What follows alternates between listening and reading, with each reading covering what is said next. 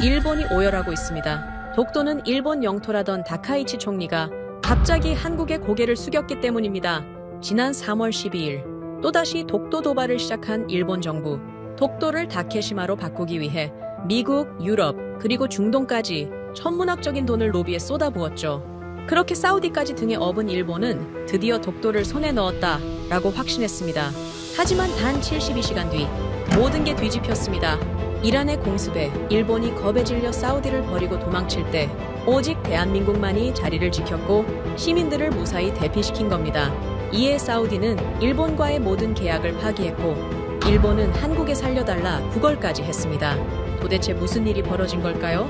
독도 도발하던 일본이 한국에 고개 숙이며 사죄한 이유, 지금 시작합니다. 사우디아라비아가 일본의 독도 영유권을 공식 지지했습니다.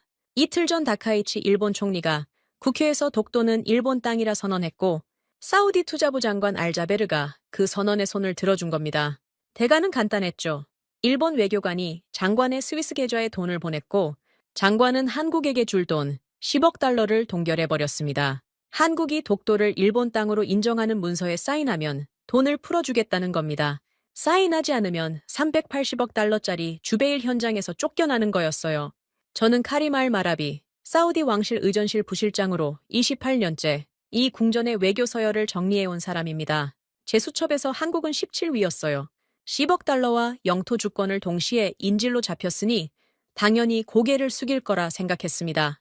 장관도 상석에 앉은 일본 외교관도 같은 확신이었죠. 그런데 한국 특사가 장관실에 들어선 순간부터 그 확신이 금이 가기 시작했습니다. 돈줄을 틀어쥐었으니 귀여울 거라는 오일머니의 헛된 자신감이었습니다. 그날 아침 주베일 수소 플랜트 현장의 메인 전력이 예고 없이 차단됐습니다. 380억 달러짜리 비전 2030의 심장부가 한순간에 암흑으로 변한 거예요. 그것만이 아니었습니다. 무장한 사우디 왕실 근위대가 현장 정문에 도열해 한국 엔지니어들의 출입을 강제로 틀어막았어요. 80년대 이 사막의 뼈대를 세운 한국 근로자들의 후배뻘 되는 사람들이 자기들이 지은 현장 앞에서 총구를 마주한 겁니다. 알 자베르 장관의 직권이었습니다. 저는 장관실로 향하는 복도를 걸으며 가슴이 무거웠어요. 수치스러웠다고 하면 거짓말이 될 겁니다. 솔직히 그때까지는 수치심보다 당연함이 앞섰으니까요. 돈을 쥔 쪽이 갑이고 갑이 하라는 대로 하는 게 세상의 이치라고 28년간 믿어왔습니다. 장관실 문을 열자 에어컨이 가동되고 있었는데도 공기가 텁텁했습니다. 알 자베르 장관이 시가를 물고 책상 뒤에 앉아 있었고 그 옆 상석에는 이미 다리를 꼬고 앉은 남자가 있었어요. 야마구치 케니치 주 사우디 일본 대사관 수석공사였습니다. 한국 특사가 도착하기도 전에 자리를 잡고 기다리고 있었죠. 입꼬리가 미세하게 올라가 있었습니다. 무언가를 구경하러 온 사람의 표정이었어요. 잠시 후 한국 특사가 들어왔습니다. 박진택, 대한민국 산업통상자원부 중동특사, 61세라고 했죠. 최고급 정장을 입고 있었지만 악수를 청한 손바닥에는 거친 굳은 살이 박혀 있었습니다. 80년대 주베일 건설 현장에서 직접 파이프를 메고 땀 흘렸던 사람이라는 기록을 본 적이 있었어요. 그 굳은 살이 40년 전 사막의 흔적인 걸 알았지만 그때의 저에게 그건 아무런 의미가 없었습니다. 17위는 17위일 뿐이었으니까요. 알 자베르 장관이 책상 위에 서류 한 뭉치를 집어들었습니다. 그리고 박진택의 가슴팍을 향해 던졌어요. 종이가 펼쳐지며 정장 위로 흩어졌습니다. 10억 달러 대금 동결 내역서였죠. 장관의 목소리가 장관실을 채웠습니다. 돈을 받고 싶으면 여기에 사인해. 17위 하청 주제에 골라먹을 처지는 아닐 텐데 장관이 턱짓으로 가리킨 건 동결 내역서 아래 깔려있던 또 하나의 문서였습니다. 독도를 일본 영토로 표기한다는 내용의 서약서였어요. 펜가지 나란히 놓여 있었습니다. 처음부터 사인을 받을 준비가 되어 있었던 겁니다. 저는 그 순간 야마구치의 얼굴을 봤습니다. 다리를 꼰 차에 고개를 살짝 젖히고 있었어요. 코웃음이 새어나오더군요. 소리가 나지 않는 종류의 비웃음이었습니다. 이 자리 전체가 한국을 무릎 꿇리기 위해 짜여진 판이라는 걸 저는 그때 분명히 알았습니다. 일본이 뒤에서 돈을 대고 사우디가 앞에서 칼을 휘두르는 구도였어요.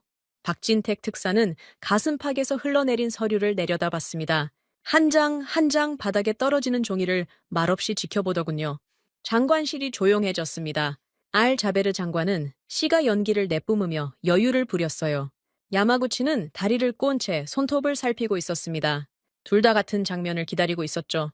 17위 나라의 특사가 허리를 굽히고 서약서에 펜을 대는 장면을요. 그런데 이상한 일이 벌어졌습니다. 박진택이 허리를 굽히긴 했어요. 하지만 펜을 집은 게 아니라 바닥에 떨어진 서약서를 주운 겁니다. 천천히 일어서더니 글씨를 처음부터 끝까지 읽었습니다. 장관이 재촉했어요. 읽을 것까지 있습니까? 사인만 하면 내일 아침 10억 달러가 풀립니다.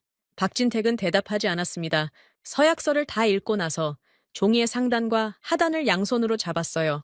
그리고 한가운데를 반으로 찢었습니다. 깨끗하게 한 번에요. 찢어진 종이 두 쪽이 장관 책상 위로 떨어졌습니다. 장관실에 에어컨 소리만 남았습니다. 알 자베르 장관의 시가를 든 손이 공중에서 멈췄어요. 야마구치에 꼬고 있던 다리가 풀렸습니다. 저도 숨을 멈췄습니다. 28년간 이 장관실에서 온갖 외교 회담을 지켜봤지만 돈을 쥔 쪽의 문서를 면전에서 찢어버린 사람은 처음이었어요. 법대로 하겠습니다. 박진택이 입을 열었습니다. 목소리에 분노가 없었어요. 핏대를 세우지도 호소하지도 주먹을 쥐지도 않았습니다. 마치 내일 날씨를 읽어주는 것처럼 건조한 한마디였죠. 그 사람은 가방을 집어들고 장관실 문을 향해 걸었습니다. 등 뒤로 알자베르 장관의 고함이 터졌어요. 나가! 어디 두고 보자! 내일 아침이면 눈물 콧물 흘리며 기어올 줄 알아! 박진택은 멈추지 않았습니다. 뒤돌아보지도 않았어요. 문이 닫히고 발소리가 복도 끝으로 사라질 때까지 장관실에는 찢어진 서약서만 남았습니다. 알자베르 장관은 코를 실룩거리며 시가를 재떨이에 눌러껐어요. 야마구치가 꼬았던 다리를 다시 올리며 입을 열었습니다. 걱정할 필요 없습니다, 장관님. 한국이 빠져도 일본의 380억 달러 수소기술로 대체하면 됩니다. 저 사람들은 갈 곳이 없어요. 장관이 고개를 끄덕였습니다. 자신감이 돌아온 얼굴이었어요. 돈줄을 틀어쥐었으니 내일 아침이면 한국이 기어서라도 돌아올 거라는 오일머니에 취한 사람 특유의 굳건한 확신이었습니다. 저는 장관실 구석에 서서 찢어진 서약서 조각을 내려다봤습니다. 반으로 갈라진 종이 위에 독도라는 글자가 보였어요. 가슴 한편이 묘하게 불편했습니다. 그게 수치심이었는지 불안이었는지 그때는 구분할 수 없었어요. 다만 한 가지는 분명했습니다. 박진택이라는 사람의 눈에서 저는 두려움을 보지 못했습니다. 10억 달러를 빼앗기고 현장에서 쫓겨날 위기에 놓인 사람의 눈이 아니었어요. 오히려 무언가를 계산하고 있는 눈이었습니다. 서늘하고 정확하고 감정이 빠져있는 눈이었어요. 안주머니의 서열표 수첩이 갑자기 무겁게 느껴졌습니다. 17위. 연필로 가장 아래쪽에 적어 넣은 그 숫자가 정말 맞는 건지 28년 만에 처음으로 의문이 스쳤습니다. 그 다음날 아침 알자베르 장관이 첫 번째로 한 일은 한국 플랜트 팀의 모든 현장 서버 접속을 차단하는 것이었습니다. 장관의 직권이었어요. 380억 달러짜리 주베일 수소 플랜트의 메인 제어 시스템, 공정 데이터, 안전 프로토콜에 이르기까지 한국 엔지니어들이 손댈 수 있는 모든 디지털 경로가 한꺼번에 막혔습니다. 현장 출입은 전날 이미 근위대가 틀어막았으니 이제 물리적으로도 전자적으로도 한국은 완전히 고립된 셈이었죠.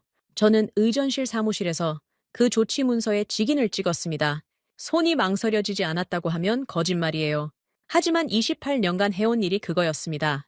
윗선이 결정하면 직인을 찍는 것, 그게 의전실 부실장의 역할이었으니까요.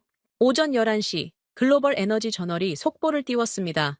사우디 당국의 일방적 대금 동결 조치를 국제 상거래의 근간을 뒤흔드는 초유의 외교적 자해 행위라고 규정한 기사였어요.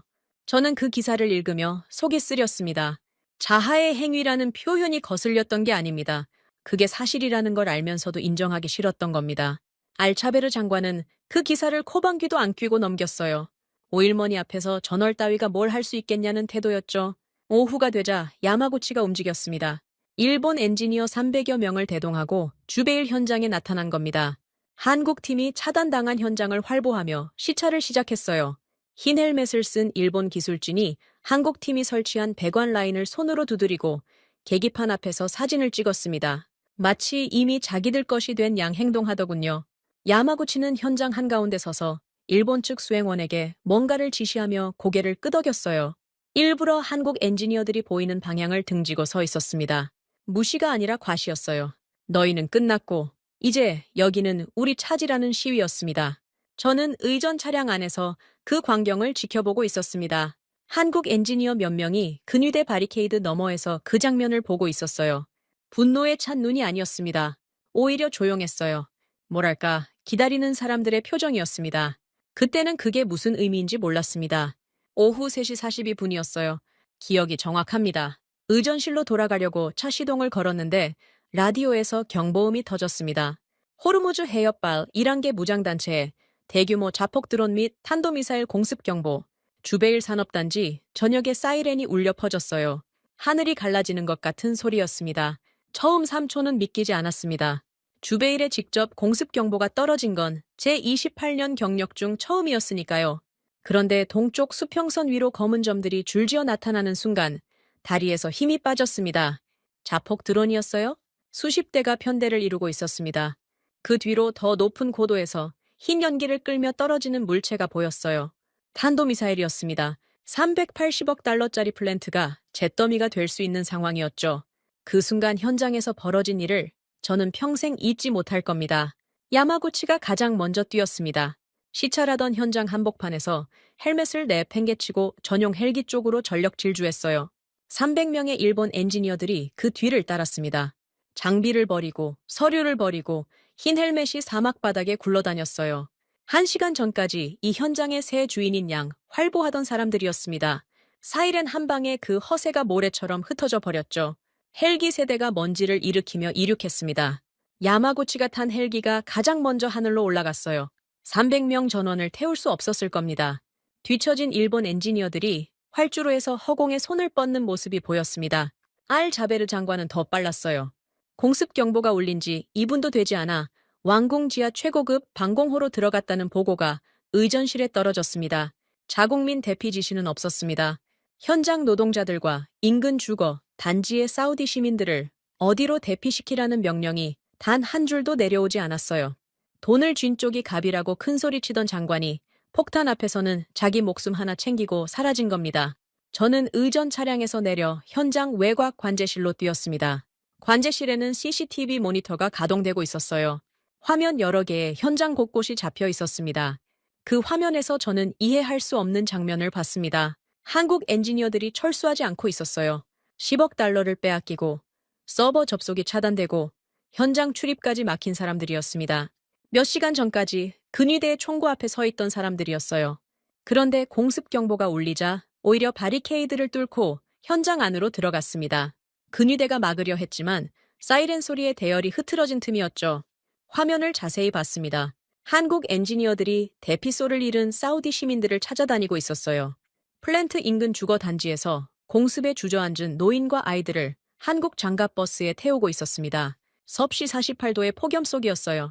사막의 열기와 공습의 폭발음 사이에서 한국 엔지니어들이 사우디 여성의 손을 잡아 일으키는 장면이 모니터에 잡혔습니다. 손이 떨렸습니다. 커피잔을 잡고 있었는데 바닥에 부딪혀 깨졌어요. 이해가 되지 않았습니다. 돈을 떼인 쪽이 떼먹은 쪽의 국민을 구하고 있었어요. 1시간 전까지 총구 앞에 세워두었던 사람들이 우리 시민의 손을 잡고 뛰고 있었습니다. 왜요? 도대체 뭐 때문에 저런 짓을 하는 겁니까? 저는 모니터 앞에서 중얼거렸지만 아무도 대답하지 않았습니다. 다른 화면으로 눈을 돌렸습니다. 현장 메인 통제실이 잡혀 있었어요. 한국 엔지니어 대여섯 명이 통제실 안에 남아 있었습니다. 공습 속에서 셧다운 방어 프로토콜을 가동하고 있더군요.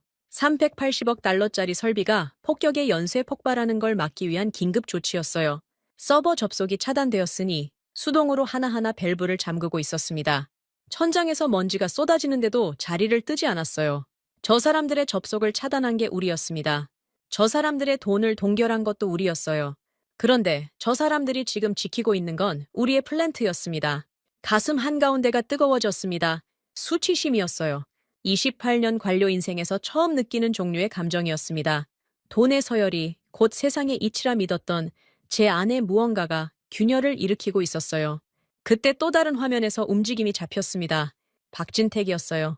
그 사람은 폭격이 쏟아지는 현장 외곽 임시 사무실에 앉아 있었습니다. 뛰지도 않았고 숨지도 않았어요. 땀범벅이 된 얼굴로 서류를 펼치고 있었습니다.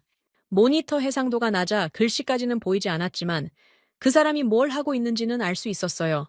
기록하고 있었습니다.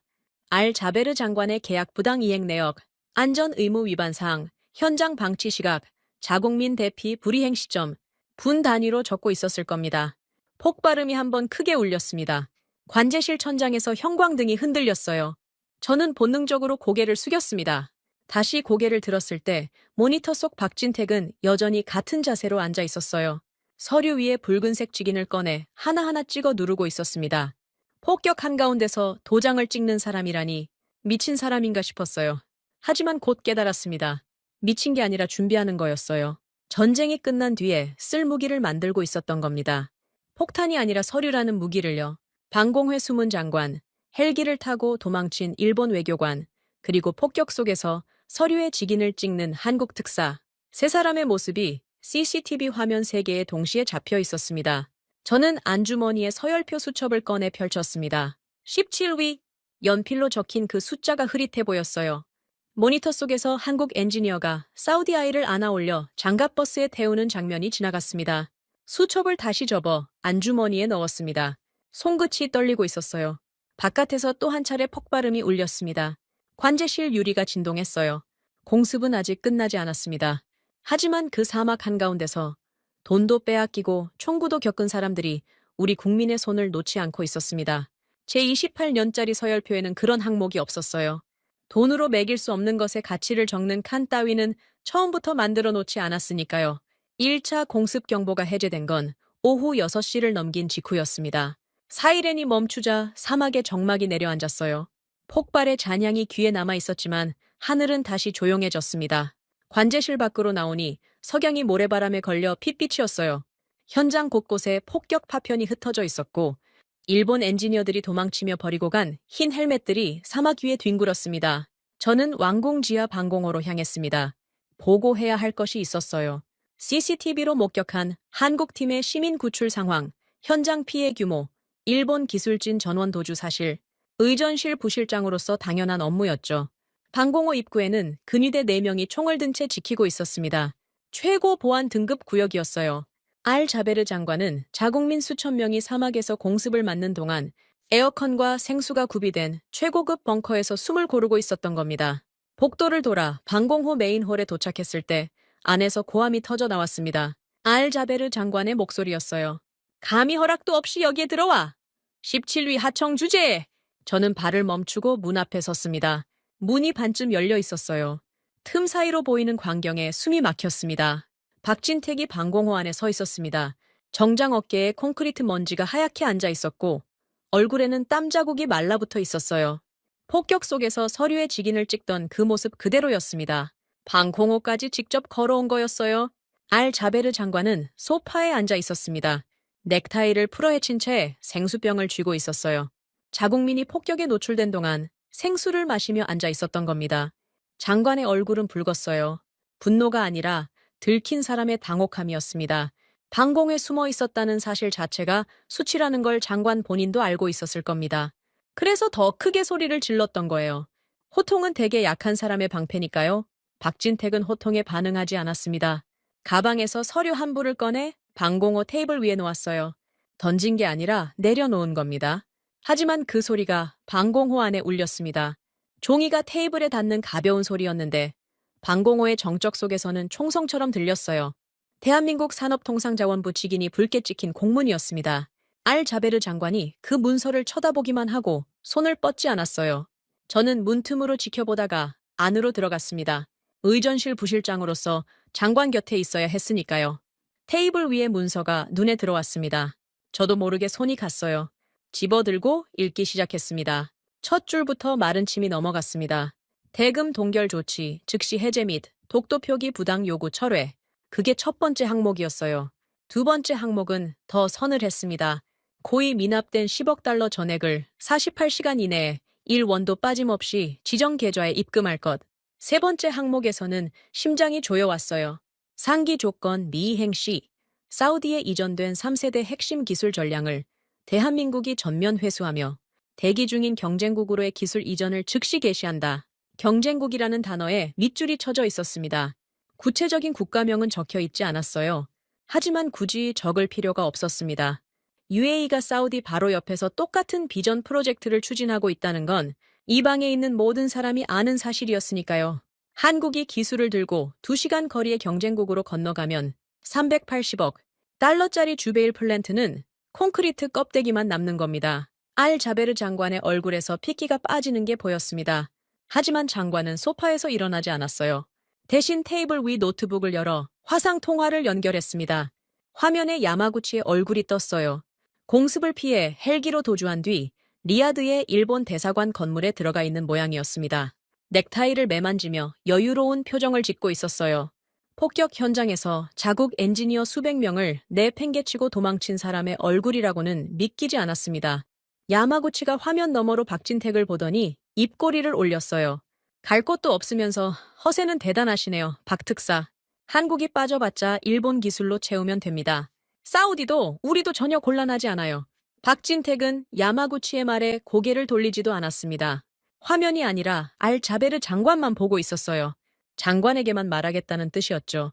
야마구치의 존재 자체를 상대하지 않는 태도였습니다. 박진택이 왼손으로 손목시계 버클을 풀었습니다. 아날로그 시계였어요. 디지털이 아니라 초침이 째깍거리는 오래된 시계였습니다. 그 시계를 테이블 위 공문 옆에 가지런히 내려놓았어요. 그리고 시계의 사이드 버튼을 누르자 초침이 한 바퀴 돌아 제자리로 왔습니다. 48시간 타이머가 세팅된 거였어요. 째깍, 째야, 째깍. 방공의 초침 소리가 울리기 시작했습니다. 에어컨 소리보다 작았지만 귀에 박혔어요. 시계를 테이블에 놓는 행위 자체가 하나의 선언이었습니다. 지금부터 48시간, 시간이 말하게 하겠다는 뜻이었죠. 박진택이 입을 열었습니다. 여전히 감정이 없는 목소리였어요. 지금 이 시간부로 정확히 48시간입니다. 대금 미입금 시 사우디가 보유한 모든 3세대 기술 통제권은 대한민국이 전면 회수하며 타국으로 이전합니다. 알 자베르 장관이 소파에서 몸을 일으켰어요. 생수병을 쥔 손에 힘이 들어가 페트병이 찌그러지는 소리가 났습니다. 협박하는 겁니까 지금? 감히 사우디 왕국을 상대로? 박진택이 장관의 눈을 똑바로 봤어요. 협박이 아니라 통보입니다. 계약서에 명시된 조항을 이행하는 것뿐입니다. 화면 속 야마구치가 끼어들었습니다. 허풍에 넘어가지 마십시오, 장관님. 한국이 기술을 빼겠다고요? 이 플랜트 근간에 일본 수소 원천 기술이 얼마나 깊이 박혀 있는데 한국이 나가봤자 일본 없이는 하루도 못 돌립니다. 야마구치의 목소리에는 확신이 차 있었어요. 380억 달러짜리 프로젝트에서 일본이 차지하는 기술 지분이 곧 자신의 방패라고 믿는 목소리였습니다. 박진택은 여전히 야마구치를 보지 않았어요. 노트북 화면을 향해 고개를 돌릴 의사가 전혀 없었습니다. 존재를 무시당하는 것만큼 사람을 무력하게 만드는 태도는 없죠. 야마구치의 입꼬리가 미세하게 떨렸습니다. 박진택이 가방을 들었습니다. 테이블 위에는 공문과 시계만 남았어요. 째깍거리는 초침 소리가 방공호 벽에 반사되어 울렸습니다. 박진택은 문을 향해 걸었어요. 어제 장관실에서 그랬던 것처럼 뒤돌아보지 않았습니다. 문이 닫혔습니다. 발소리가 복도를 지나 사라졌어요. 방공회는 알 자베르 장관과 저, 그리고 화면 속 야마구치만 남았습니다. 세 사람 사이에 째깍거리는 시계가 놓여 있었어요. 알 자베르 장관이 시계를 내려다봤습니다. 초침이 쉬지 않고 돌았어요. 장관의 시가를 쥐던 손이 생수병으로 옮겨간 채 미세하게 경련하고 있었습니다. 야마구치가 화면 너머에서 걱정할 것 없다고 다독였지만 장관의 눈은 시계에서 떨어지지 않았어요. 저는 테이블 위의 공문을 다시 한번 읽었습니다. 48시간, 숫자가 종이 위에 또렷했어요. 이 문서를 쓴 사람은 폭격 한가운데서 땀에 젖은 채 직인을 찍고 있었습니다. 방공회 숨어 생수를 마시던 사람에게 건넬 문서를요. 같은 시간 한국 엔지니어들은 사우디 시민을 장갑버스에 태우고 있었어요. 그리고 지금 이 문서에는 단 한 줄의 감정적 호소도 없었습니다. 분노도, 비난도, 애원도 적혀 있지 않았어요. 오직 조항번호와 이행기한과 불이행 시 결과만 나열되어 있었습니다. 째깍째깍째깍. 방공호의 에어컨은 차가웠지만 등줄기에 땀이 흘렀습니다. 저는 그 초침 소리가 누구의 심장을 겨누고 있는지 알고 있었어요. 사우디였습니다. 정확히 말하면 오일머니가 곧 권력이라 믿어온 모든 것이었죠. 48시간이라는 숫자는 듣는 순간에는 길게 느껴집니다. 이틀이니까요? 하지만 그 시간이 실제로 흐르기 시작하면 이야기가 달라져요. 특히 수천억 원짜리 판이 걸려 있을 때는요. 초침 한 바퀴가 60초, 그게 60번 돌면 1시간, 1시간이 48번 지나면 끝입니다. 박진택이 방공회 시계를 놓고 나간 뒤 알자베르 장관은 그 시계를 치우지 않았어요. 누군가에게 치우라고 지시하지도 않았습니다. 째깍거리는 소리가 방공호 안에 계속 울리고 있었어요. 장관이 그걸 신경 쓰지 않는 척했지만 시가를 물 때마다 시선이 시계 쪽으로 흘러가는 게 보였습니다. 장관이 첫 번째로 한 일은 야마구치에게 전화를 거는 것이었습니다. 화상이 아니라 음성 통화였어요. 제가 방공호 옆 의전실 임시부스에서 업무를 보고 있었는데 벽 너머로 장관의 목소리가 들려왔습니다. 낮추려고 애쓰는 목소리였지만 방공호 구조가 소리를 잘 가둬두지 못했어요. 한국 놈들 서버에 뭐가 들어있는지 확인해야 합니다. 저 자들이 기술 철수를 들먹이는 건 서버에 핵심 데이터가 다 들어있으니까 가능한 겁니다. 그걸 우리가 먼저 확보하면 저 자들은 빈손이 돼요. 야마구치의 대답은 들리지 않았지만 장관의 다음 말로 내용을 짐작할 수 있었습니다. 좋습니다. 일본 쪽 기술진을 동원해서 한국 서버에 들어가십시오. 공식 경로로 접근이 안 되면 다른 방법을 쓰면 됩니다. 다른 방법. 그게 무슨 뜻인지 굳이 설명이 필요하지 않았어요. 해킹이었습니다. 알자베르 장관이 일본을 시켜 한국의 플랜트 서버를 밀실에서 뚫으라는 지시를 내린 겁니다. 저는 벽 너머의 목소리를 들으며 가슴이 답답해졌어요. 대금을 동결하고 독도 서약서를 강요하고 그것도 모자라 이제는 해킹까지. 어디서부터 어디까지가 이 사람의 한계인 건지 알 수가 없었습니다. 데드라인 30시간 전이었습니다. 저는 의전 업무차 주베일 현장 인근의 한국 특사 임시 사무실 방향을 지나가고 있었어요. 임시 사무실이라고 해봤자 현장 외곽의 컨테이너 건물이었습니다. 에어컨도 제대로 돌아가지 않는 사막 한가운데 철판 상자였죠. 그런데 컨테이너 안에서 경보음이 울리고 있었어요. 문이 열려 있었고 한국 기술 인력 2명이 노트북 앞에서 빠르게 키보드를 두드리고 있었습니다. 나중에 알게 된 사실이었지만 일본 해커들이 한국 서버에 접근을 시도한 겁니다. 야마구치의 지시를 받은 일본 기술진이 사우디 현장 네트워크를 경유해 한국 플랜트 데이터 서버의 보안 경계를 뚫으려 했어요. 그런데 한국 측 방화벽이 그 시도를 차단했을 뿐 아니라 역추적 알고리즘을 가동했습니다. 역추적이라는 게 어떤 건지 저 같은 사무직 관료에게는 낯선 개념이었어요. 하지만 결과는 명확했습니다. 한국 방화벽이 침투 경로를 거꾸로 따라가서 사우디 측 현장 시스템 전체를 강제로 셧다운시켜버린 겁니다. 해킹을 방어한 게 아니라 해킹을 시도한 쪽의 시스템을 역으로 마비시킨 거예요. 비유하자면 도둑이 남의 집 자물쇠를 따려다가 오히려 자기 집 전기가 끊어져 버린 상황이었습니다. 주베일 플랜트의 사우디 관할 시스템이 멈추자 현장 전체가 마비됐어요. 공정 모니터링, 안전 밸브 원격 제어, 전력 분배 관리까지 전부 먹통이 된 겁니다. 알자베르 장관이 직접 차단했던 한국 서버는 멀쩡했지만 정작 사우디 자체 시스템이 주저앉아 버렸어요. 한국을 공격하려다 자기 발등을 찍은 셈이었습니다. 플랜트 마비 소식은 1시간도 안 되어 중동 전역에 퍼졌습니다. 그리고 그 직후 장관에게 치명적인 첩보가 올라왔어요. 사우디 정보부 소속 연락관이 방공호로 뛰어들어왔습니다. 숨이 차서 말을 제대로 잇지 못하더군요. 장관님, UAE가 움직이고 있습니다. 한국 기술팀과 이미 접촉한 정황이 포착됐습니다. 아부다비 투자청이 한국 측에 기술 인수 의향서를 보낸 것으로 확인됩니다. 알자베르 장관의 얼굴에서 핏기가 빠졌습니다. UAE는 사우디의 바로 옆 나라였어요. 걸프만을 사이에 두고 코앞에 있는 경쟁국이었습니다. 한국이 기술을 들고 UAE로 건너가면 380억 달러짜리 주베일 프로젝트는 빈 껍데기가 되고 사우디 비전 2030의 심장부가 경쟁국 손에 넘어가는 겁니다. 박진택이 최후 통첩에 적었던 경쟁국이라는 단어가 허풍이 아니었어요. 진짜로 줄이 다 있었던 겁니다. 데드라인 15시간 전 알자베르 장관의 태도가 처음으로 흔들렸습니다. 장관이 직접 팩스를 보냈어요. 한국 특사 임시 사무실로 보낸 그 팩스의 내용은 10억 달러의 30%를 선지급하고 나머지는 분할 납입하겠다는 타협안이었습니다. 어제까지 17위 하청 주제에 감이라고 호통치던 사람이 하루 만에 30%라도 먼저 내겠다고 팩스를 보낸 겁니다. 시계의 째깍거리는 소리가 그 사람을 갉아먹고 있었어요. 저는 그 팩스를 직접 들고 한국 특사 사무실로 뛰어갔습니다. 공식 업무가 아니었어요. 의전실 부실장 권한 밖의 일이었습니다. 하지만 가만히 앉아 있을 수가 없었어요. 이대로 가면 사우디가 380억 달러를 통째로 잃는다는 공포가 저를 움직이게 한 겁니다. 솔직히 말하면 장관의 체면을 살리고 싶었던 게 아니라 제 자리를 지키고 싶었어요. 장관이 무너지면 의전실도 끝이니까요. 28년의 관료 인생이 걸린 문제였습니다. 컨테이너 문을 두드렸습니다. 임동섭이라는 사람이 문을 열었어요. 대한민국 특임 외교법무비서관이라고 했습니다. 49세, 감사원 국제국 출신이라고 들었어요. 얼굴이 날카로웠습니다. 눈이 특히 그랬어요. 사람을 보는 게 아니라 사람의 서류를 보는 눈이었습니다. 장관님이 타협안을 보내셨습니다. 30% 선지급에 장음 분할 납입입니다. 제발 이걸로 합의해 주십시오. 양측 모두 체면을 세울 수 있는 방법입니다. 저는 팩스 용지를 내밀며 최대한 정중하게 말했습니다. 임동섭이 종이를 받아들었어요. 위에서 아래까지 한번 읽더군요. 3초도 걸리지 않았습니다. 그리고 뒤를 돌아 컨테이너 안쪽으로 걸어갔어요. 책상 위에 작은 기계가 놓여 있었습니다. 휴대용 파쇄기였어요. 임동섭이 팩스 용지를 파쇄기 투입구에 밀어 넣었습니다. 위잉 하는 소리와 함께 종이가 가늘게 잘려 나왔어요.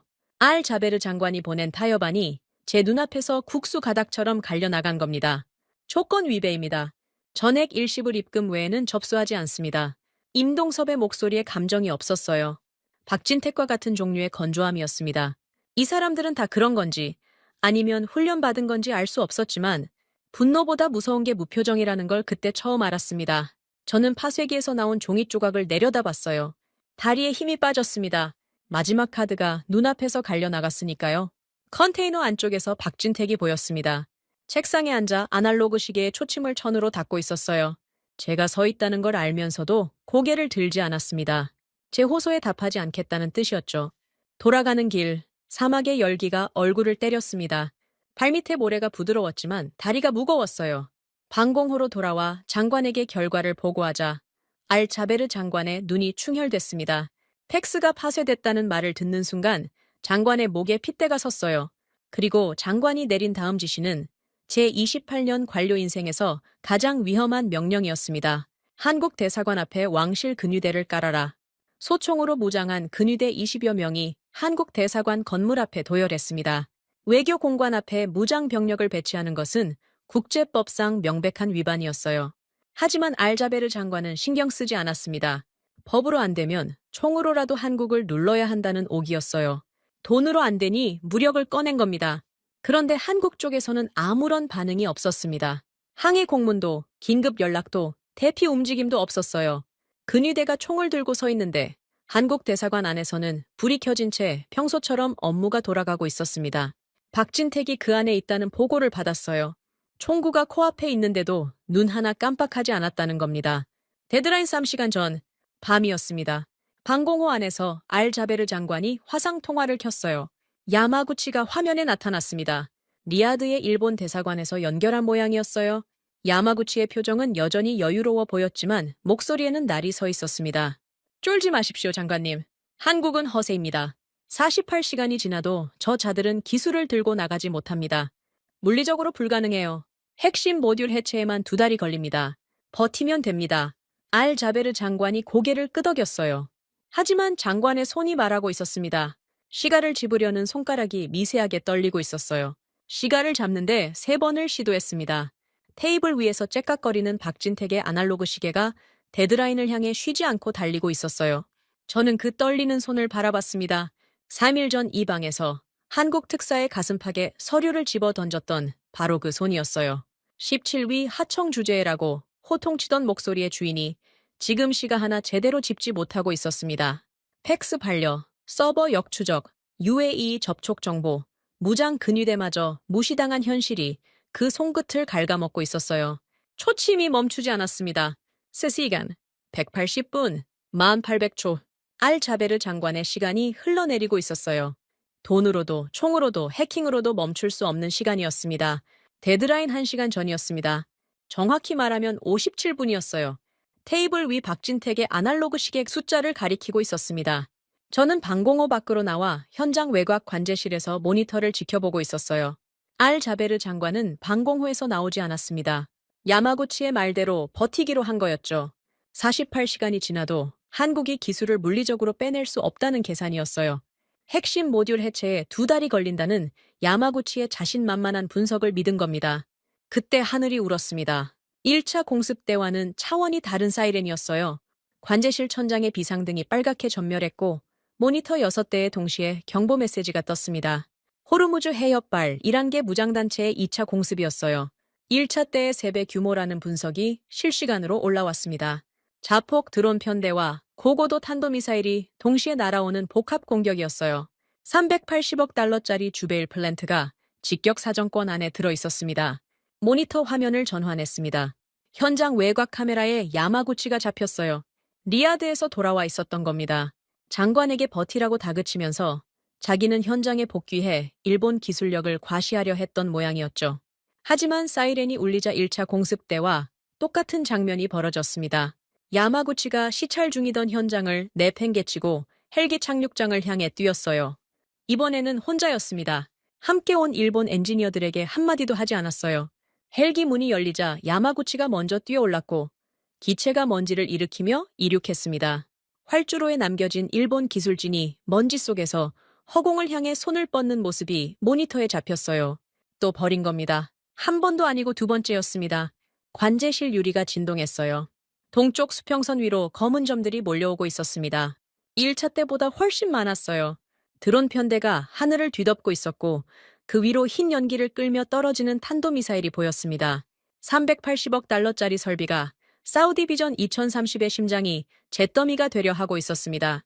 방공회서 알자베르 장관의 비명에 가까운 음성통신이 관제실로 흘러들어왔어요. 380억 달러가 불타게 생겼는데 아무것도 안 한단 말입니까? 방공 시스템은 어디 있습니까? 장관이 찾는 방공 시스템은 없었습니다. 사우디 자체 방공망은 이 규모의 복합 공격에 대응할 역량이 되지 않았어요.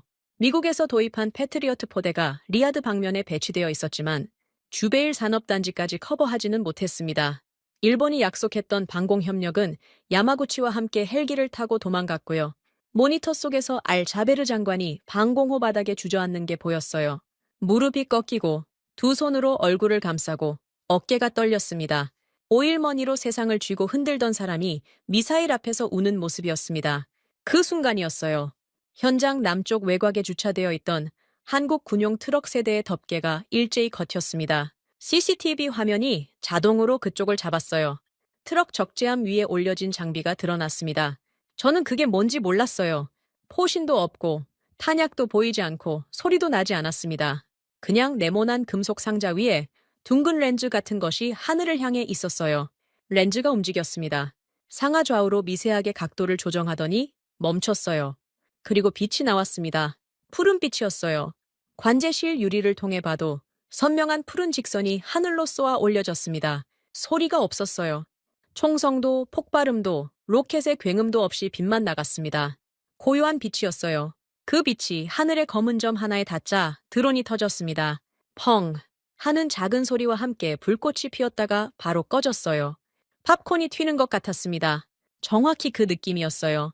기름에 옥수수알이 다 톡하고 튀어오르는 것처럼 하늘의 드론이 톡톡 터져 나갔습니다. 한 대, 두 대, 세 대. 푸른빛이 쉬지 않고 하늘을 훑었어요. 렌즈가 미세하게 각도를 틀 때마다 드론 하나가 불꽃으로 변했습니다. 10대, 20대, 30대. 관제실에 있던 사우디 관제 요원 3명이 모니터 앞에서 입을 벌리고 있었어요. 저도 마찬가지였습니다. 40대, 50대. 하늘을 뒤덮던 드론 편대가 팝콘처럼 튀겨지며 사라졌습니다. 50대 전부였어요. 단 한 대도 플랜트에 도달하지 못했습니다. 나중에 알게 된 겁니다. 그 무기의 이름이 청황이었어요. 한국이 독자 개발한 레이저 대공무기였습니다. 요격 한 발에 드는 비용이 한국 돈으로 2,000원이라고 했어요. 사우디 돈으로 환산하면 약 6리알. 커피 한 잔 값도 안 되는 돈으로 자폭 드론 한 대를 하늘에서 지워버린 겁니다. 50대를 전부 요격하는 데 들어간 총 비용이 10만 원이었어요. 우리가 10억 달러를 동결하며 갑질한 나라가 커피 값으로 우리 하늘을 지켜내고 있었습니다. 드론이 끝이 아니었어요. 더 높은 고도에서 떨어지는 탄도미사일이 남아 있었습니다. 흰 연기를 끌며 수직으로 낙하하는 물체가 모니터에 잡혔어요.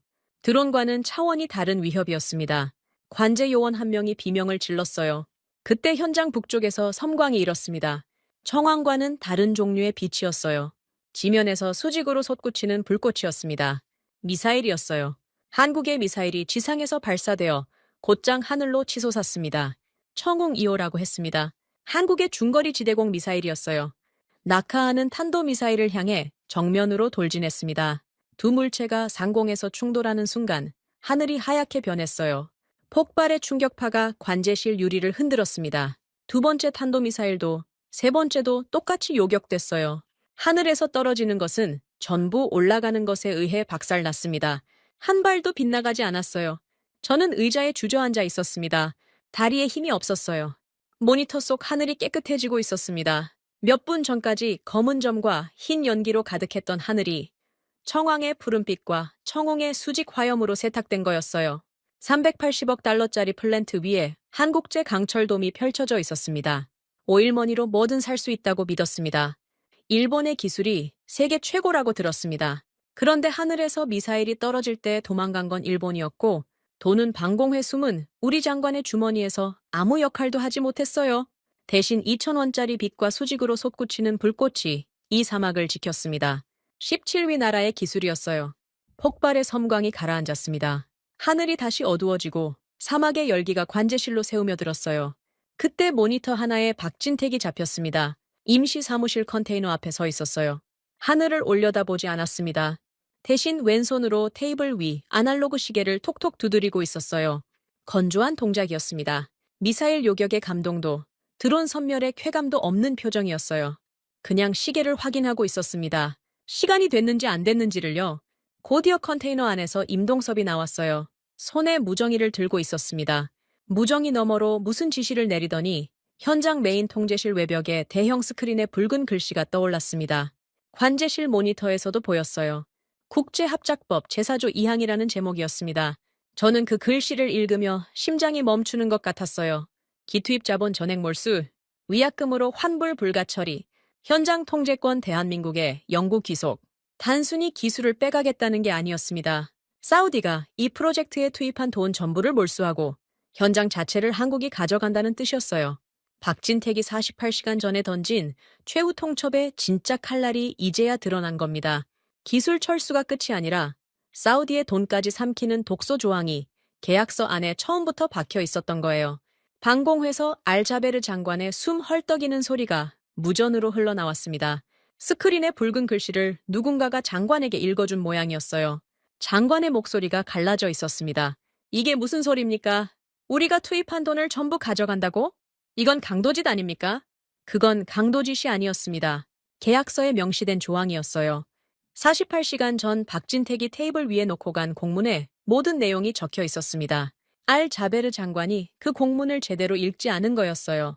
읽었더라도 허세라고 넘겼을 겁니다. 17위 나라가 감히 그런 조항을 발동할 수 있으리라고는 상상조차 하지 않았겠죠. 저는 관제실 의자에 앉아 두 개의 화면을 번갈아 봤습니다.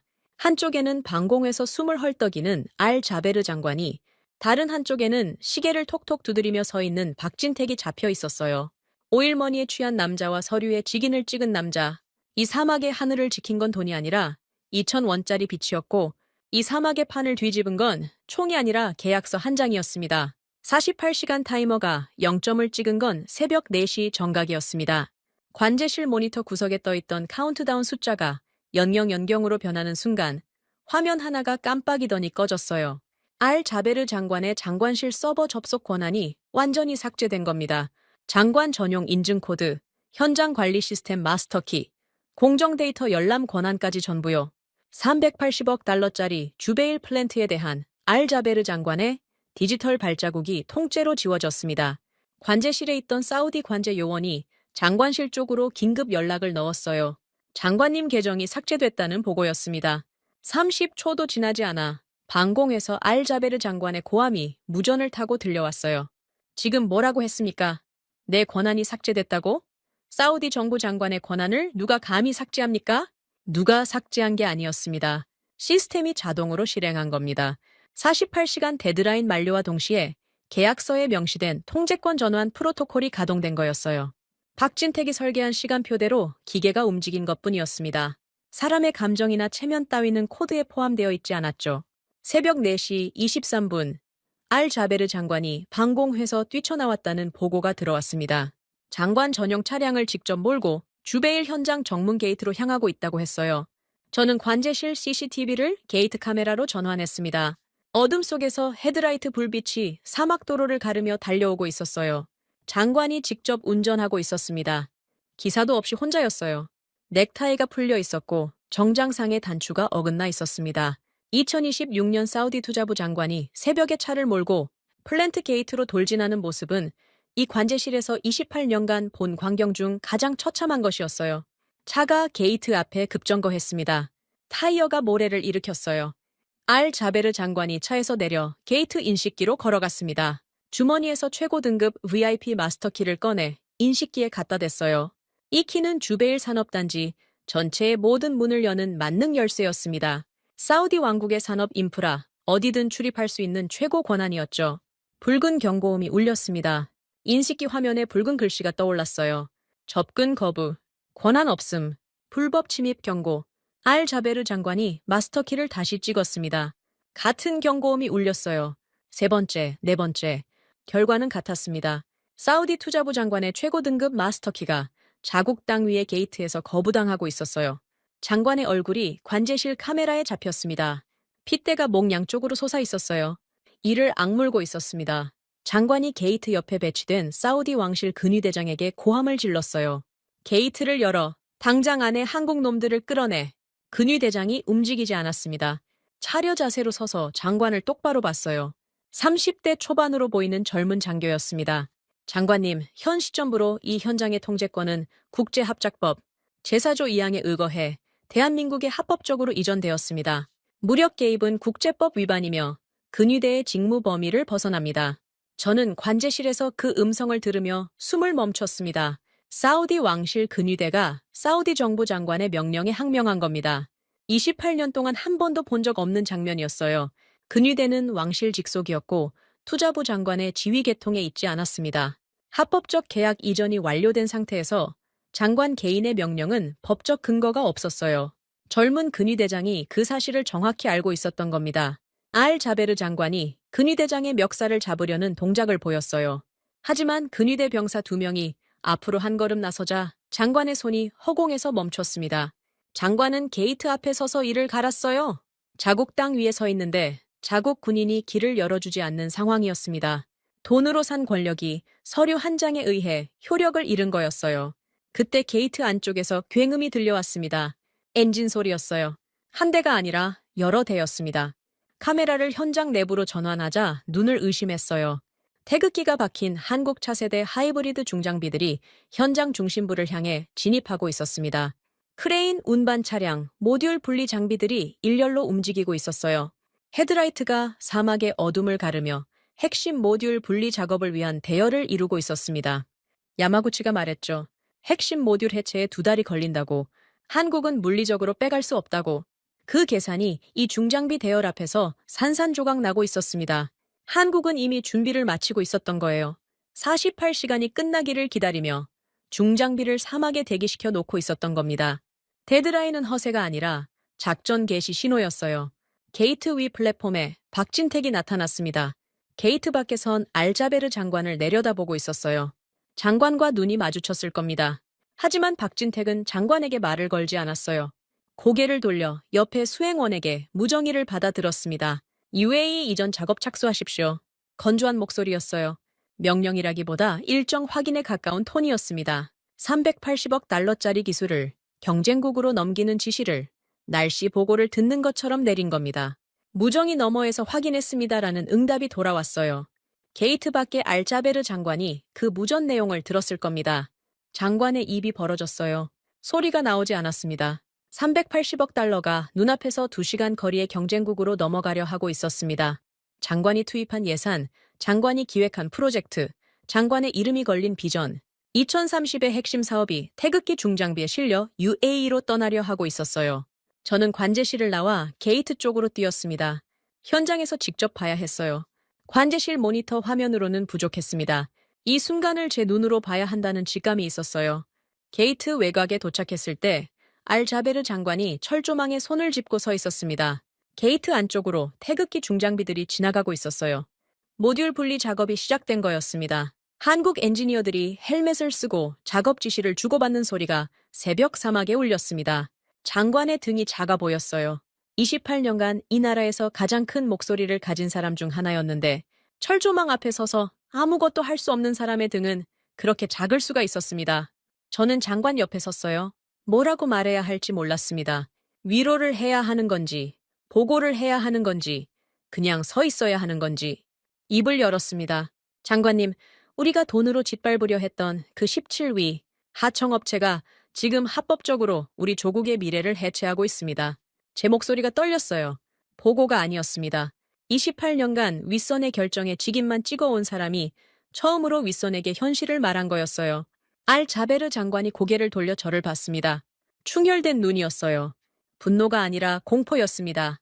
장관은 아무 말도 하지 않았어요. 다시 게이트 안쪽을 봤습니다. 태극기 중장비의 헤드라이트가 사막의 어둠을 가르고 있었어요. 그때 제 안주머니에서 진동이 울렸습니다. 휴대전화가 아니었어요. 진동의 감촉이 익숙했습니다. 서열표 수첩이었어요. 수첩 자체가 진동한 건 물론 아닙니다. 수첩 옆에 넣어둔 전화기가 울린 거였지만 손끝이 수첩의 낡은 가죽 표지에 먼저 닿았어요. 17위. 그 숫자가 손끝 너머로 느껴지는 것 같았습니다. 저는 게이트 너머를 봤어요. 한국 엔지니어들이 움직이고 있었습니다.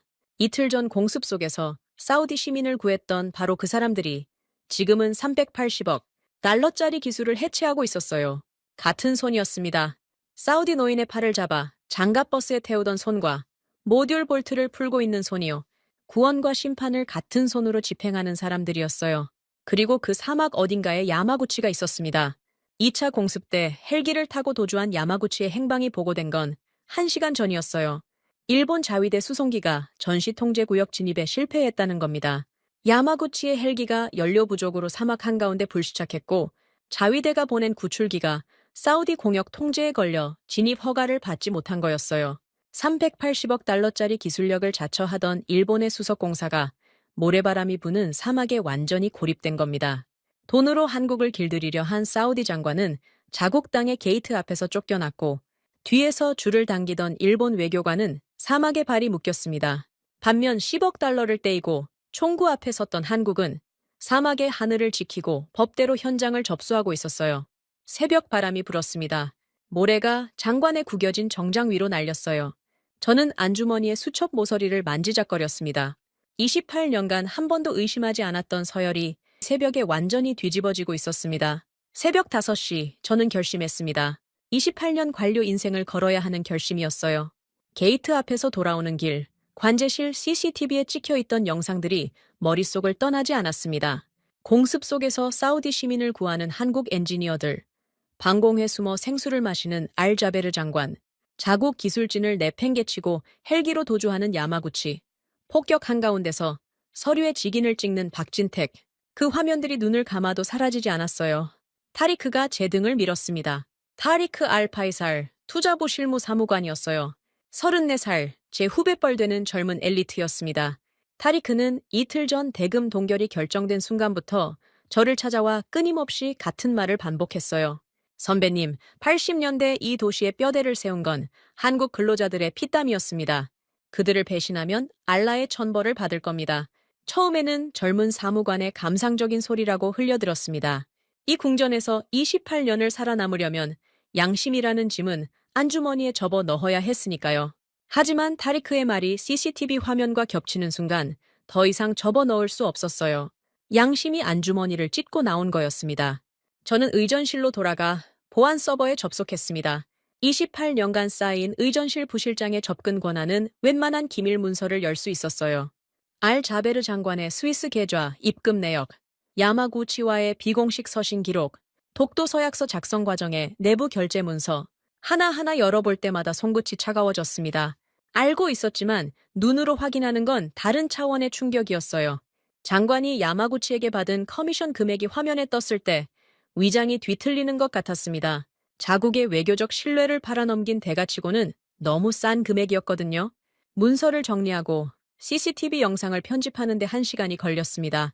한국 엔지니어들이 공습 속에서 사우디 시민을 구출하는 영상, 알 자베르 장관이 방공호로 도망치는 영상, 야마구치가 자국민을 버리고 헬기에 오르는 영상, 그리고 뇌물수수 내역서, 전부 하나의 파일로 묶었어요. 그리고 왕세자 한라인 번호를 눌렀습니다. 무하마드 빈 살만 왕세자에게 직접 연결되는 비상회선이었어요. 의전실 부실장이 이 번호를 쓸 수 있는 경우는 왕실 안보에 직결되는 비상 상황뿐이었습니다. 그 외의 용도로 사용하면 즉시 해임이었어요. 저는 알고 있었습니다. 이 전화를 거는 순간 제 28년 경력이 끝날 수도 있다는 걸요. 하지만 게이트 앞에서 본 장면이 떠올랐습니다. 태극기 중장비가 380억 달러를 해체하고 알자베르 장관이 철조망에 손을 짚고 서 있던 그 새벽이요. 이대로 가면 끝나는 건 제 경력이 아니라 사우디의 미래였어요. 전화가 연결됐습니다. 왕세자 직속 비서실장의 목소리가 들렸어요. 저는 카림 알마라비 의전실 부실장이라고 신분을 밝히고 왕실 안보 관련 긴급보고 파일을 왕세자 전용 회선으로 전송하겠다고 말했습니다. 비서실장이 잠깐 침묵했어요. 그리고 전송하라는 허가가 떨어졌습니다. 파일을 보냈습니다. 손가락이 전송 버튼 위에서 3초간 멈춰 있었어요. 누르는 순간 돌이킬 수 없었습니다. 알자베르 장관을 고발하는 거였으니까요. 28년간 윗선의 직임만 찍어온 관료가 윗선의 범죄를 최고 권력에게 직보하는 순간이었어요. 타리크가 옆에서 제 팔을 잡았습니다. 고개를 끄덕였어요. 버튼을 눌렀습니다. 15분이었습니다. 전송 후 정확히 15분 만에 사막의 하늘에서 프로펠러 소리가 들려왔어요. 처음에는 공습인 줄 알았습니다. 가슴이 철렁 내려앉았어요. 하지만 소리의 질이 달랐습니다. 군용 헬기 특유의 저음이었어요. 관제실 레이더에 기체 하나가 잡혔습니다. 블랙호크였어요. 사우디 왕실 문장이 기체 측면에 그려져 있었습니다. 무함마드 빈 살만 왕세자가 직접 온 겁니다. 블랙호크가 현장 외곽 임시 착륙장에 내려앉았을 때 모래 폭풍이 사방으로 퍼졌어요. 무장 경호원 6명이 먼저 내렸고 그 뒤로 왕세자가 모습을 드러냈습니다. 흰 토브에 검은 비슈트를 걸치고 있었어요. 30대 후반의 얼굴이었지만 눈이 날카로웠습니다. 파일을 직접 봤다는 뜻이었어요. 그 눈에 분노가 서려 있었습니다. 알자베르 장관이 왕세자를 보고 달려왔어요. 게이트 앞에서 쫓겨난 뒤 현장 외곽을 배회하고 있었던 모양이었습니다. 장관의 정장은 구겨질 대로 구겨져 있었고 넥타이는 풀린 채 가슴에 걸려 있었어요. 장관이 왕세자 앞에 서서 땀을 닦으며 입을 열었습니다. 전하, 한국이 무단으로 현장을 점거했습니다. 국제법을 위반하고 우리 자산을 강탈하고 있습니다. 즉각 군사 개입을 요청드립니다. 거짓이었어요. 처음부터 끝까지 거짓이었습니다. 한국은 무단 점거가 아니라 계약서에 명시된 조항에 따라 합법적으로 통제권을 이전받은 거였고 자산 강탈이 아니라 사우디가 48시간 데드라인을 지키지 않은 대가였습니다. 하지만 알자베르 장관은 마지막까지 거짓으로 버틸 생각이었어요.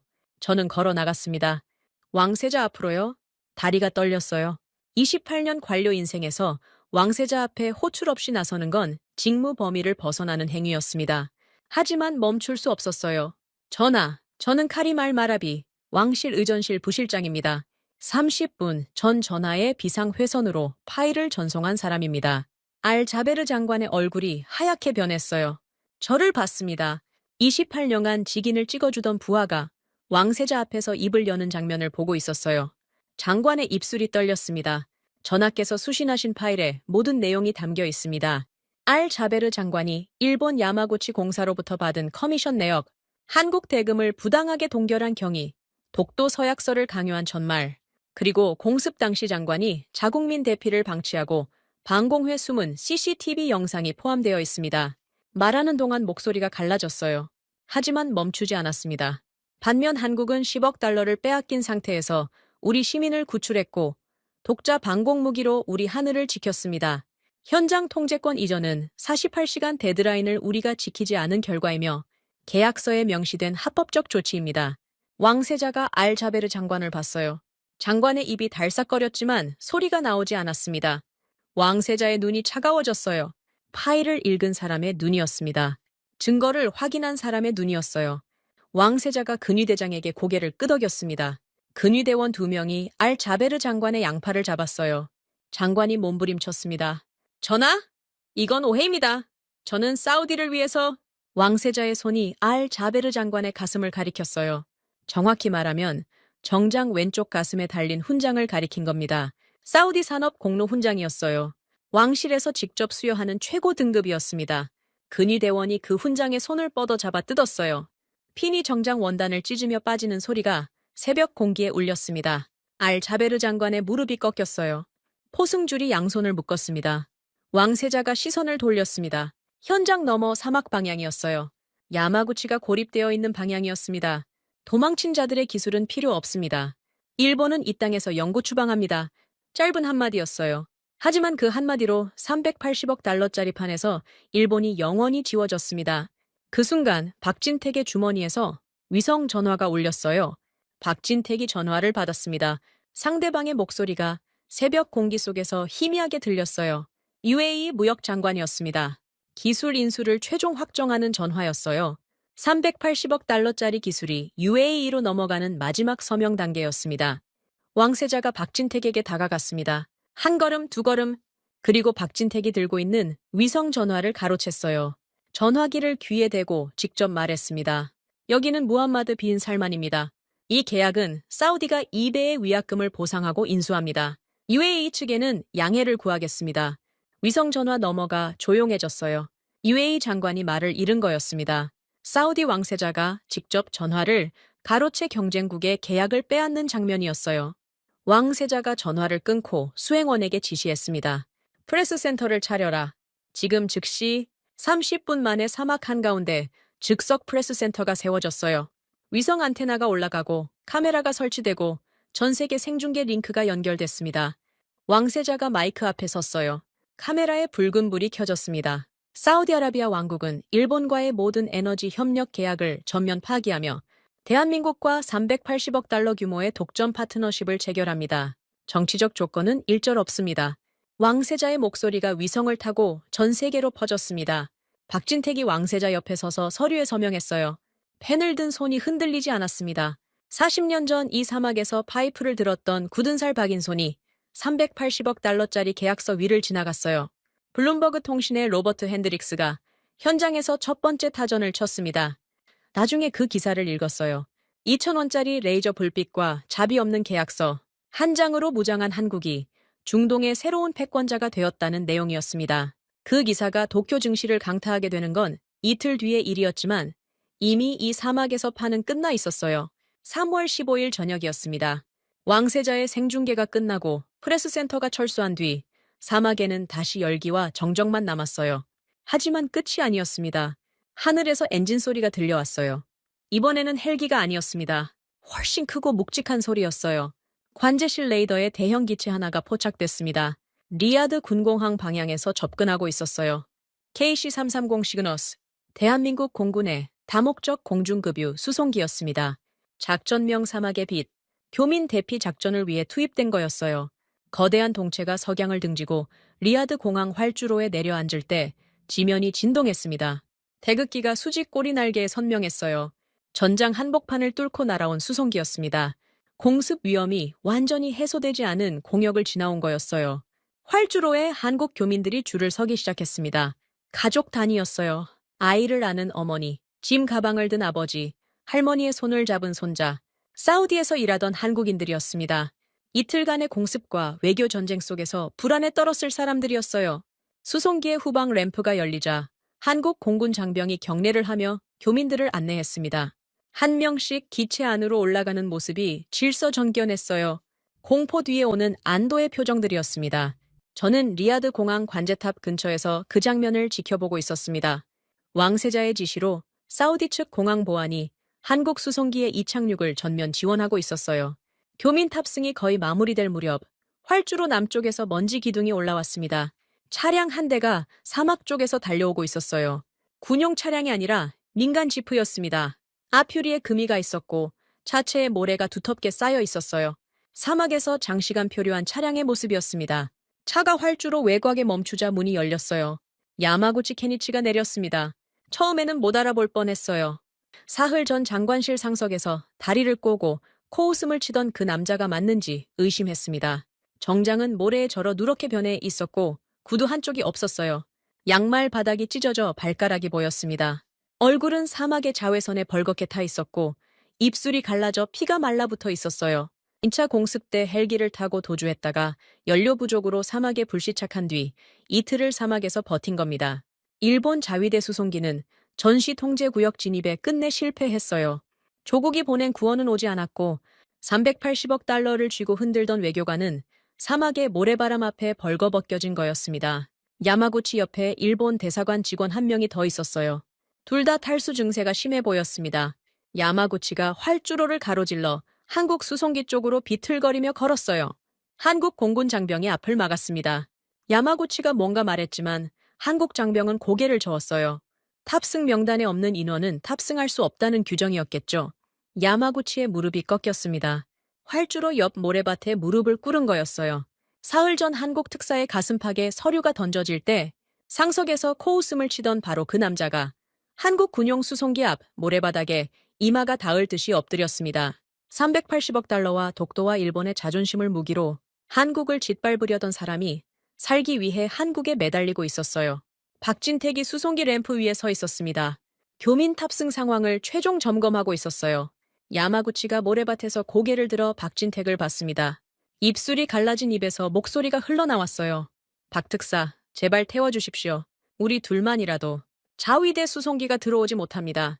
여기서 이대로 있으면 죽습니다. 예발. 3일 전 이 남자가 한 말이 떠올랐습니다. 한국이 빠져도 일본 기술로 채우면 된다. 한국 놈들은 갈 곳이 없다.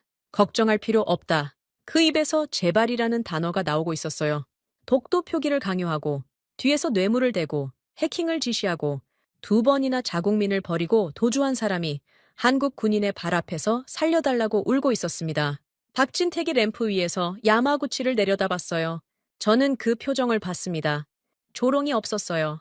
경멸도, 복수의 쾌감도, 승리자의 여유도 없었습니다. 아무 감정이 없었어요. 사흘간 저 사람의 얼굴에서 감정을 본 적이 한 번도 없었습니다.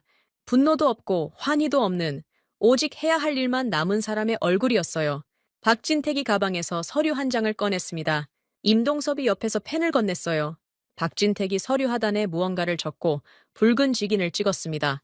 2024년 체결된 재외국민보호협력 양해각서 규정에 따른 일본인 2명의 탑승 허가서였어요. 야마구치에게 손을 내밀지 않았습니다. 서류를 한국 공군 장병에게 건넸고 장병이 야마구치 앞에 가서 일어서라고 말했어요. 야마구치가 모래를 털며 일어났습니다. 다리가 풀려 비틀거렸어요.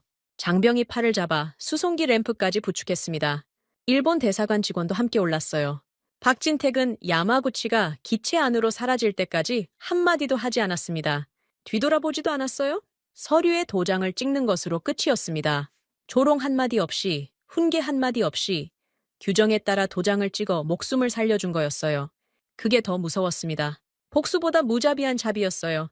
야마구치의 자존심을 박살내는데 주먹은 필요 없었습니다. 무표정한 도장 하나면 충분했어요. 그 도장이 의미하는 바를 야마구치는 평생 잊지 못할 겁니다. 독도를 빼앗으려 했던 나라에 무릎을 꿇고 목숨을 구걸했다는 사실을요. 수송기의 후방 램프가 천천히 올라갔습니다. 엔진 출력이 높아지며 활주로에 열풍이 밀려왔어요. KC-330이 이륙했습니다. 거대한 동체가 사막의 하늘로 솟구치는 순간 석양빛이 태극기를 붉게 물들였어요. 이틀 뒤인 3월 17일 도쿄 증시가 개장했습니다. 블룸버그 통신의 로버트 핸드릭스가 사막에서 쳐낸 기사가 전 세계에 퍼진 뒤였어요. 사우디에서 퇴출된 일본 관련 플랜트 기업들의 주가가 개장과 동시에 하한가로 직행했습니다. 연쇄 반응이었어요? 한 종목이 아니라 관련 기업 전체가 동반 추락했습니다. 사우디의 결단에 자극받은 중동 주변국들이 기존 일본 계약을 잇따라 파기하기 시작했거든요. 쿠웨이트, 카타르, 오만, 줄줄이 일본의 등을 돌리고 한국 측의 기술 협력을 타진했습니다. 380억 달러가 아니라 중동 전체 에너지판이 뒤집어진 거였어요. 같은 날 오후 다카이치 일본 총리가 X에 글을 올렸습니다. 닷새 전 중의원에서 독도는 일본 영토라고 선언했던 바로 그 사람이었어요. 글의 내용은 이랬습니다. 이번 사우디 사태에서 자국민의 안전한 귀환을 위해 수송기를 제공해준 대한민국 정부와 군에 깊이 감사드린다. 자국민을 살려준 한국 공군에 공개적으로 고개를 숙인 겁니다. 독도를 자기네 땅이라 우기고 뒤에서 사우디 장관을 매수해 한국의 영토 주권을 짓밟으려 했던 나라의 총리가 전 세계가 보는 소셜미디어에서 한국에 엎드린 거였어요. 저는 리야드의 왕궁 의전실 사무실에서 그 글을 읽었습니다. 화면을 2번 읽었어요. 세 번째 읽을 때 손이 떨렸습니다. 인과응보라는 단어가 이렇게 정확하게 실현되는 걸 본 적이 없었어요. 수감된 알자베르 전 장관의 소식도 들려왔습니다. 리야드 최고 보안 교도소에 구금된 장관이 감방의 작은 모니터로 뉴스를 봤다고 했어요. 한국형 수소 플랜트가 천공 방공망 아래에서 정상 가동을 재개했다는 보도였습니다. 완벽한 강철 도말에 태극기가 걸린 주베일 현장이 화면에 잡혔어요. 장관이 그 화면을 보며 울었다고 교도관이 전했습니다. 돈으로 세상의 갑이 될 수 있다고 믿었던 사람이 철창 너머에서 돈으로 살 수 없는 것의 승리를 지켜본 거였어요. 모든 폭풍이 지나간 뒤 저는 왕궁 접견실에 혼자 앉아 있었습니다. 왕세자의 지시로 의전실 부실장직은 유임이 확정됐어요. 파면이 아니라 유임이었습니다. 진실을 보고한 대가가 벌이 아니라 신뢰였던 거죠. 하지만 그건 중요하지 않았어요. 안주머니에서 수첩을 꺼냈습니다. 28년간 품고 다닌 낡은 국가 서열표 수첩이었어요. 가죽 표지가 달아 원래 색이 뭐였는지도 모를 지경이었습니다. 펼쳤어요. 첫 페이지. 연필로 적은 서열이 빼곡했습니다. 1위 미국, 2위 영국, 3위 프랑스, 5위에 일본이 있었어요. 페이지를 넘겼습니다. 17위 한국이라는 글자가 연필 흔적도 희미하게 구석에 적혀 있었어요. 가장 작은 글씨였습니다. 테이블 위에 라이터가 있었어요. 왕궁 접견실에 비치된 손님용 라이터였습니다. 집어들었어요. 수첩의 모서리에 불꽃을 가져다 댔습니다. 종이가 검게 말리며 타들어갔어요. 17위라는 글자가 불꽃에 삼켜졌습니다. 5위가 사라지고 3위가 타고 1위까지 제가 됐어요. 28년간 저를 지배했던 서열이 손가락 사이에서 흩어져 내렸습니다. 돈으로 세상의 갑이 될 수 있다는 오만함이 한국의 서늘한 계약서 한 장 앞에 처참하게 박살 나는 것을 목격했습니다. 2,000원짜리 빚으로 하늘을 지키고 10억 달러를 빼앗기고도 적국의 국민을 구하고 무릎 꿇은 원수에게 조롱 대신 도장을 찍어주는 나라였어요. 제 수첩에는 그런 나라를 측정하는 칸이 없었습니다. 그래서 태운 겁니다. 제가 테이블 위에 내려앉았어요. 접견실 창 너머로 리야드의 사막이 보였습니다. 저 사막 어딘가에 주베일 플랜트가 있고 그 위에 한국의 강철돔이 펼쳐져 있었어요. 80년대에 파이프를 매던 한국 노동자들의 후배들이 40년 뒤에 같은 사막에서 380억 달러짜리 미래를 세우고 있었습니다. 저는 빈 안주머니에 손을 넣었어요. 수첩이 있던 자리가 비어 있었습니다. 28년 만에 처음으로 주머니가 가벼웠어요. 그 가벼움이 싫지 않았습니다. 지금까지 대한민국의 감동을 전하는 감동 유나였습니다. 다음 영상에서 더 재미있고 감동적인 대한민국의 이야기로 찾아뵙겠습니다. 선배님들 좋은 하루 되세요.